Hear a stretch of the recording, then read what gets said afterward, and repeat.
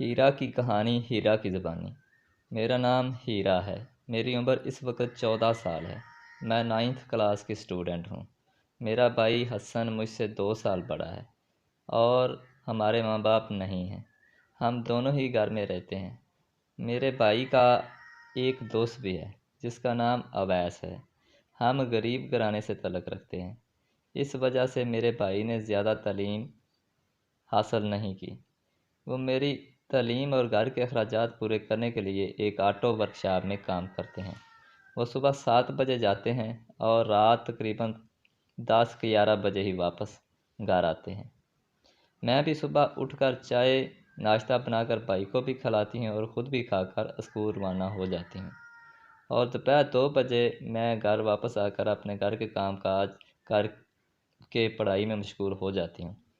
میرے بھائی کو ہر جمعہ چھٹی ہوتی ہے اور مجھے اتوار کو چھٹی ہوتی ہے، اور ہر جمعہ کے دن میرا بھائی اور میرے بھائی کا دوست بھی ہمارے گھر آ جاتا ہے۔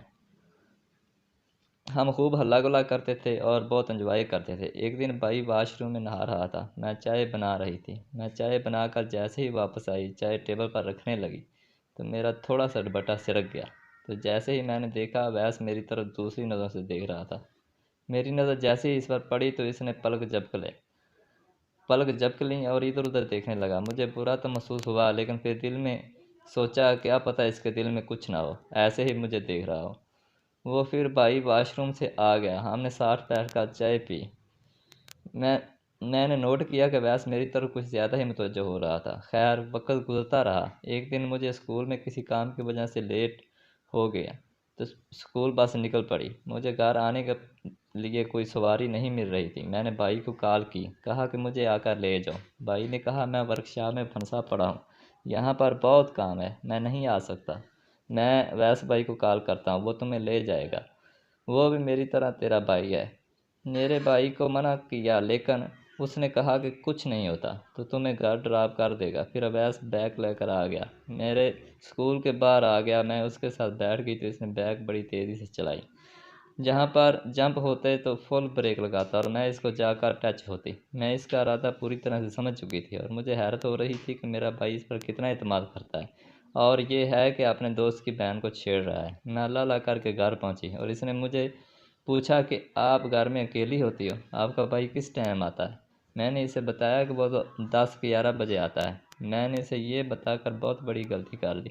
پھر جیسے ہی اتوار آیا، اسے پتہ تھا کہ مجھے اسکول سے چھٹی ہے، میں گھر پر ہی ہوں گی، اور اسے یہ بھی پتہ تھا کہ میرا بھائی حسن ورکشاپ میں ہوگا۔ اتوار کا دن ہوا تو میں بھی بھائی کو ناشتہ بنا کر دیا۔ بھائی کہاں پر چلا گیا؟ تقریباً 2 گھنٹے گزرے ہوں گے، 10 بج رہے تھے تو بیل بجی۔ میں نے سوچا کوئی ہمارا تو قریب کا رشتہ دار بھی نہیں جو اس ٹائم ہو سکتا ہے۔ میرے گھر میں نے جیسے ہی دروازہ کھولا تو ویس باہر کھڑا تھا اور اس نے کہا حسن بھائی گھر میں ہیں؟ باہر کھڑا تھا، اس نے کہا میں حسن بھائی ہیں گھر؟ میں نے کہا وہ ورکشاپ میں۔ وہ کہنے لگا مجھے ذرا ٹھنڈا پانی پلا دو۔ میں اسے اندر لے آئی۔ جیسے ہی پانی کا گلاس لیا تو اس نے میرا ہاتھ پکڑ لیا اور میرے ساتھ بدتمیزی کرنے لگا تھا۔ میں نے بہت احتجاج کیا، لیکن وہ زور میں مجھے سے بہت زیادہ تھا اور میں کمزور سی لڑکی تھی۔ اس نے مجھے نیچے زمین پر پڑھا اور میرے ساتھ وہ سب کچھ کر ڈالا جو شادی کے بعد کرتے ہیں۔ میری زندگی برباد کر دی۔ اس میں شام کو بھائی آیا تو میں نے سارا ماجرا بتا دیا۔ بھائی تو پہلے گیا، اس کے ساتھ جھگڑا کیا، لیکن کیا کر سکتے تھے، ہم غریب تھے۔ پھر بھائی نے اس کے پیروں میں گر کر اپنی اور میری عزت کو بچانے کے لیے اس کو شادی کے لیے بہت منتیں کی، لیکن وہ بہت مشکل سے مانا۔ اس طرح سے آج میری عزت تو خراب ہوئی، لیکن پھر بھی میری شادی اس کے ساتھ ہوگی۔ میں آج کے مردوں کو بتانا چاہتی ہوں، جو بھی آپ کے دوست ہیں ذرا اپنے گھر سے دور رکھیں۔ آج کوئی کسی کا نہیں ہے۔ آج دوست سانپ بن کر ڈس رہے ہیں۔ امید کرتی ہوں کہ آپ میری بات کو سمجھ گئے ہوں گے۔